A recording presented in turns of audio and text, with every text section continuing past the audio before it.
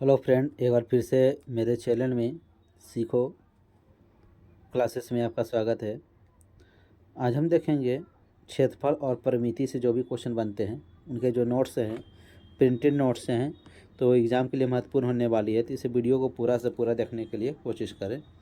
तो आते हैं, हम सबसे पहले बात करते हैं क्षेत्रफल के लिए। तो क्षेत्रफल में आयत से स्टार्ट करते हैं हम। तो आयत के बारे में यदि हम जानकारी लेते हैं तो आयत का क्षेत्रफल पता होगा आप लोगों को, लंबाई इंटू चौड़ाई होती है, और परिमाप जो होती है 2 इंटू एल प्लस बी होती है, और विकर्ण बोले तो L square plus B square root under होती है, जिस प्रकार जो है समकोण त्रिभुज की होती है। चलिए, इसके बाद बात करते हैं वर्ग के बारे में। तो वर्ग का जो क्षेत्रफल होता है दोस्तों आपका, भुजा स्क्वायर होती है एक। यदि वर्ग वर्ग की विकर्ण यदि पता हो तो हम डी स्क्वायर बाई 2 भी कर सकते हैं, इससे भी मेरी वर्ग की क्षेत्रफल निकल जाएगी। तो नेक्स्ट बात करते हैं आपका विकर्ण के बारे में। तो विकर्ण होती क्या है, तो जिसके वर्ग में क्या होता है कि सभी भुजाएं आपस में बराबर होती हैं। तो यदि ठीक है, यदि विकर्ण की बात करें, विकर्ण को यदि डी मान लेते हैं तो यहाँ पर आपका रूट अंडर ए स्क्वायर, जैसे कि विकर्ण बराबर होता है समकोण त्रिभुज में कर्ण स्क्वायर बराबर निकाल सकते हैं लंब का और आधार का स्क्वायर। उसी प्रकार कीजिएगा तो विकर्ण बराबर होता है रूट 2 इंटू भुजा, रूट 2 इंटू भुजा। यदि भुजा हमको मालूम है तो उसको रूट 2 से गुना करेंगे तो मेरा विकर्ण निकल जाएगी। और यदि विकर्ण निकल जाएगी तो उसका क्षेत्रफल भी निकल जाएगी मेरा, क्योंकि क्षेत्रफल होती है डी का स्क्वायर यानी विकर्ण का स्क्वायर बाई 2। चलिए, वर्ग के परिमाप की बात करें तो 4 इंटू क्या होती है, भुजा होती है। वर्ग की भुजा की बात करें तो भुजा यदि हम इससे निकालेंगे तो ये क्षेत्रफल रूट में चला जाएगा, इसलिए बोलेंगे रूट अंदर क्षेत्रफल का स्क्वायर होगी। ठीक है, यदि दूसरा है, यदि परिमाप पे भुजा निकालना है तो भुजा बराबर हो जाती है परिमाप बटे 4 हो जाएगी। विकर्ण बराबर 2 इंटू भुजा, या फिर 2 इंटू भुजा की जगह पर क्या लिख सकते हैं, क्षेत्रफल। इस प्रकार भी आप निकाल सकते हैं। ठीक है, चलिए उसके बाद देखते हैं नेक्स्ट हम चतुर्भुज के बारे में देखते हैं, क्वाड्रेंटल का। तो चतुर्भुज में क्या होती है उसके बारे में देखते हैं। इससे क्वेश्चन बनता है कि समांतर चतुर्भुज से एक क्वेश्चन आता है कि समांतर चतुर्भुज का क्षेत्रफल होता है आधार गुणे ऊंचाई। ठीक है, समांतर चतुर्भुज का जो क्षेत्रफल होता है आधार गुणे ऊंचाई।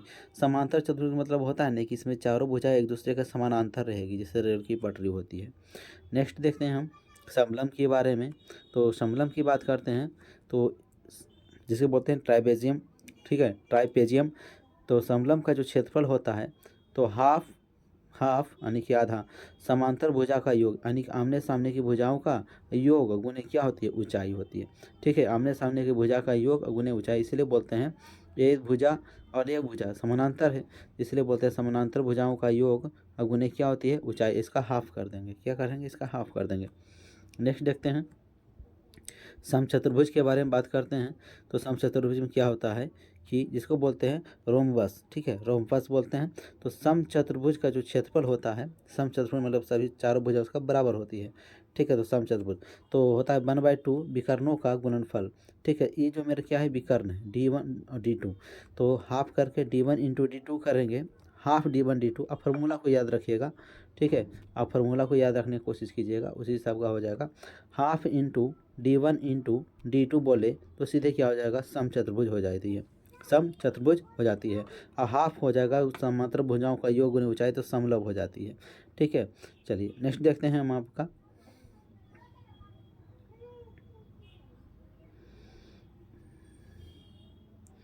अब आते हैं ट्रायंगल के बारे में देख लेते हैं।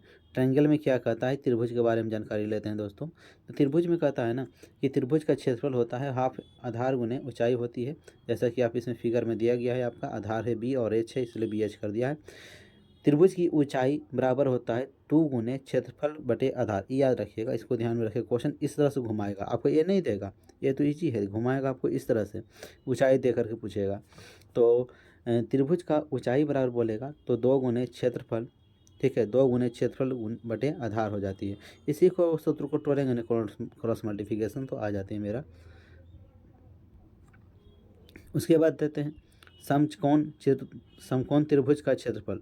समकोण त्रिभुज का क्षेत्रफल 1/2 आधार गुणे ऊंचाई पता होगा।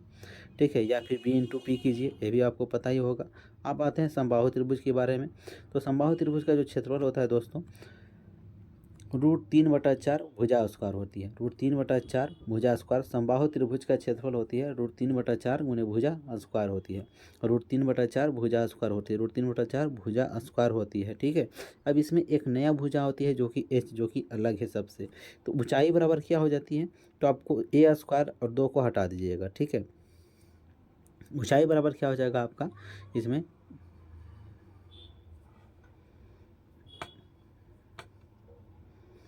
√3/2 गुने भुजा। √3/2 गुने क्या हो जाएगी भुजा।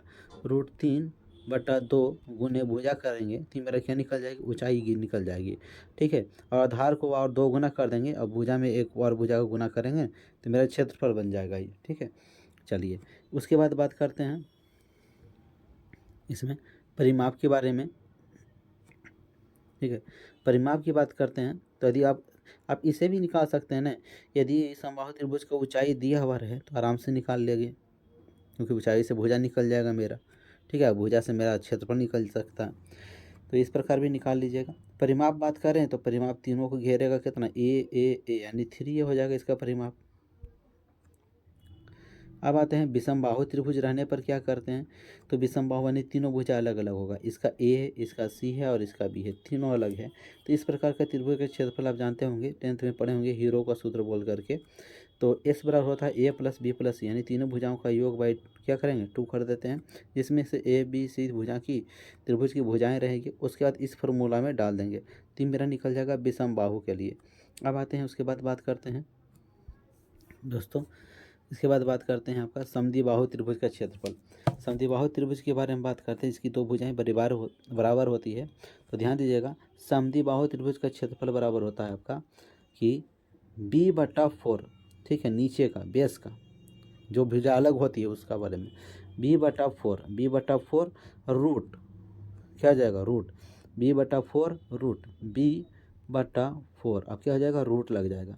ठीक है। समद्विबाहु त्रिभुज का क्षेत्रफल निकाल रहे हैं तो जो अलग भुजा होती है ना, 2 भुजा बराबर होती है, जो अलग भुजा होती है उसका क्या करेंगे, चौथाई करेंगे तो b/4 × उसका रूट कर देंगे। रूट कर देंगे उसके बाद हो जाएगा आपका कि 4 की स्क्वायर, जो भी भुजा रहेगी आपका 4 की स्क्वायर माइनस बी स्क्वायर, 4 की स्क्वायर माइनस बी स्क्वायर। इस प्रकार आप कर लीजिएगा, या फिर a√a² माइनस बी स्क्वायर करके इस 4 को यहाँ पर एक और गुना कर दीजिएगा, ऐसे भी कर सकते हैं। तो इसी प्रकार आप इसे हल कर लेंगे। ठीक है। चलिए उसके बाद बात करते हैं, ये हो गया मेरा क्षेत्रफल हो गया है। यदि समद्विबाहु त्रिभुज का ऊंचाई बोलेगा, ये इंपॉर्टेंट है, इसी से क्वेश्चन देगा, जो अल्टर रहेगा ये तो लेगा नहीं। तो b/4 और √4a² माइनस बी स्क्वायर। ऊंचाई की बात करते हैं तो इसी को लेकर के हाफ कर देंगे, तो हाफ √4a² और माइनस बी स्क्वायर। ठीक है। तो इस सूत्र को बार बार देखना पड़ेगा क्योंकि रिलेट है एक दूसरे से। ठीक है। बहुत ही नज़दीकी है।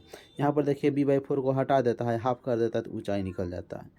तो इसको देखते रहना है तो अच्छा रहेगा आप लोगों के लिए। चलिए उसके बाद देखते हैं बहुभुज के बारे में। बहुभुज की बात करते हैं तो समषष्ठभुज का क्षेत्रफल, समषष्ठभुज का क्षेत्रफल बराबर होता है √3/4 भुजा स्क्वायर। ठीक है। √3/4 भुजा स्क्वायर। और षष्ठभुज है तो इसमें क्या करेंगे, ऐसी ऐसी कितनी भुजाएं हैं, 6 भुजाएं हैं, तो 6 से गुना कर देंगे तो ये मिलना निकल जाएगा षष्ठभुज। परिमाप बोलेगा तो षष्ठभुज यानी 6 में भुजा से गुना कर देते हैं।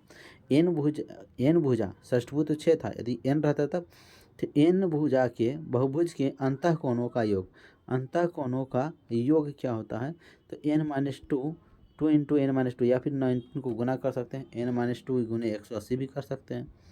ठीक है। चलिए तो n भुजा बोलेगा, अब n बहुभुज के अंतः कोणों का योग बोलेगा तो n-2 गुने 180, यानी जो भी अंतः कोण बोलेगा तो भुजा में 2 घटा के 180 से गुना करना है। ठीक है।